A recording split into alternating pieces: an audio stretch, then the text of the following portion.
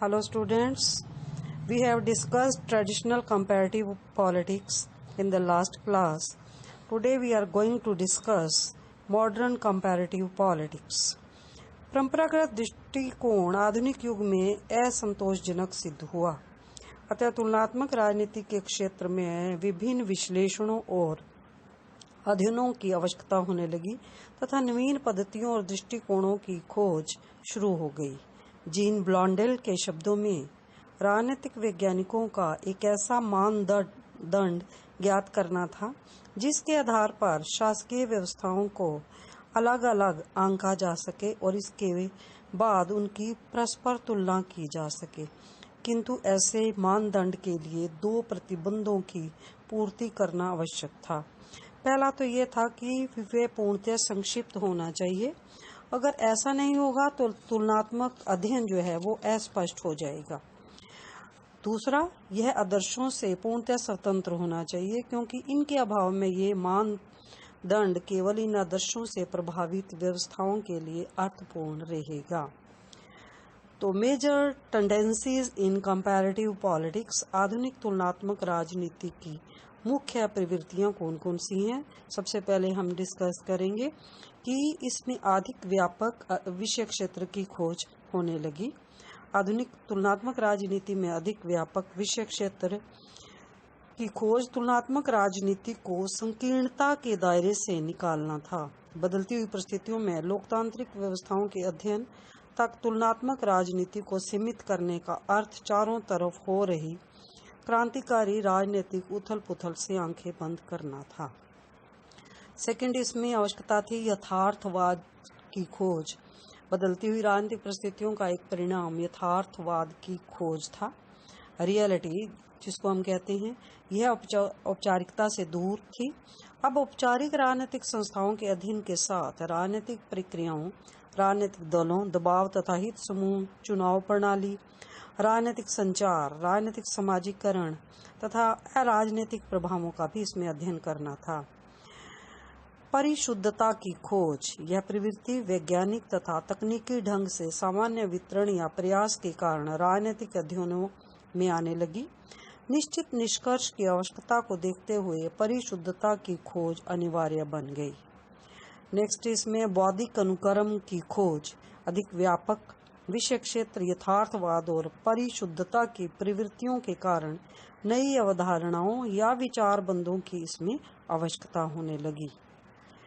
Characteristics of modern approach, अधिक तुलनात्मक दृष्टिकोण है ये। परंपरागत तुलनात्मक राजनीति केवल नाम से ही तुलनात्मक की जाती थी, जबकि आधुनिक तुलनात्मक राजनीति अधिकांशतः तुलनात्मक है। बदलती हुई राजनीतिक परिस्थितियों का अध्ययन तुलनात्मक ढंग से ही उपयोगी हो सकता था। विषय क्षेत्र की व्यापकता, आधुनिक तुलनात्मक राजनीति का अध्ययन क्षेत्र व्यापक था।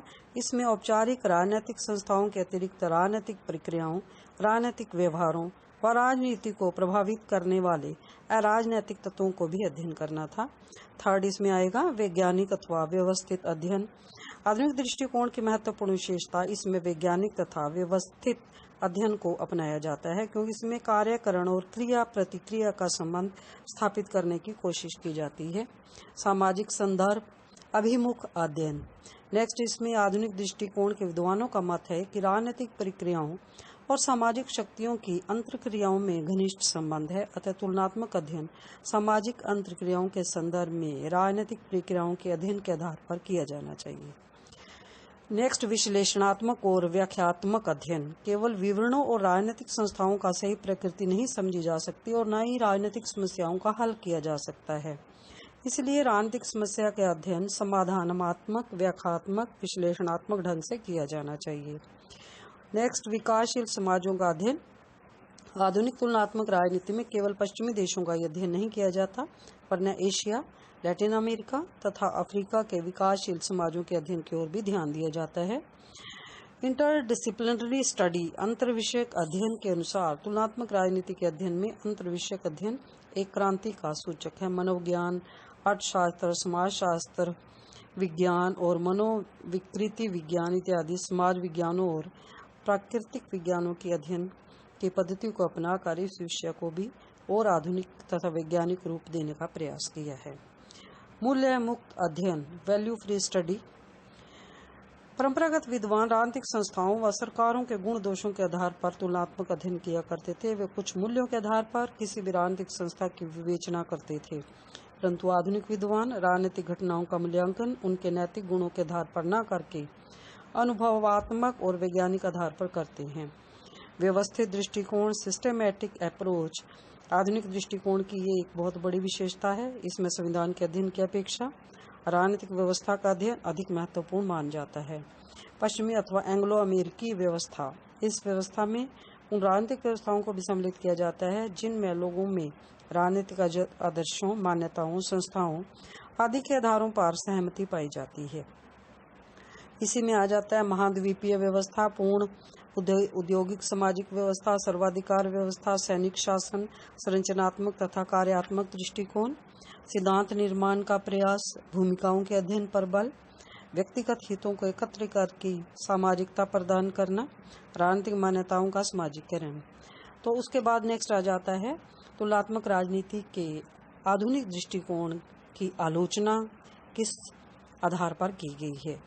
नई अवधारणाओं के अर्थ स्पष्ट नहीं हैं। सबसे पहले इसको क्रिटिसाइज किया गया है कि इसमें जो बातें कही गई हैं उसका मीनिंग हमें पता नहीं है। सेकंड है व्यवहारवादी अध्ययन पर बल दिया गया है। व्यवहारवाद में तथ्य तथा आंकड़ों को इतना अधिक महत्व दिया जाता है कि अन्य तथ्य जो हैं वो महत्वहीन हो जाते हैं।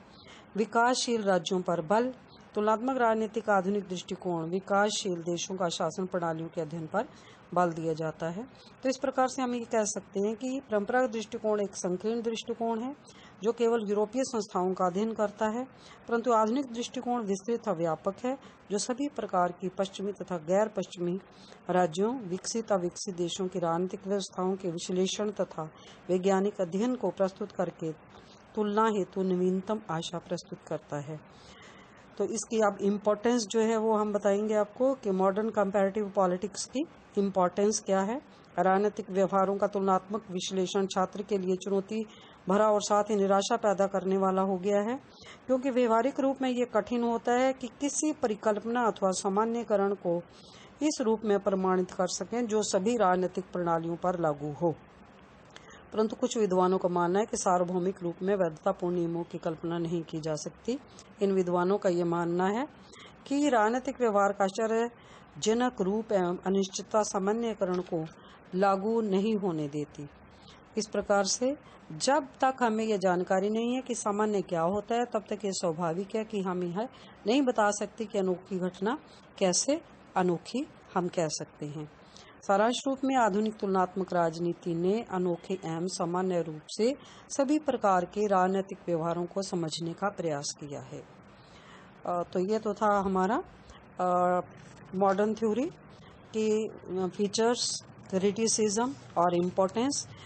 Next we will start new lesson in next class. If you have any questions, please drop them in the comment section below.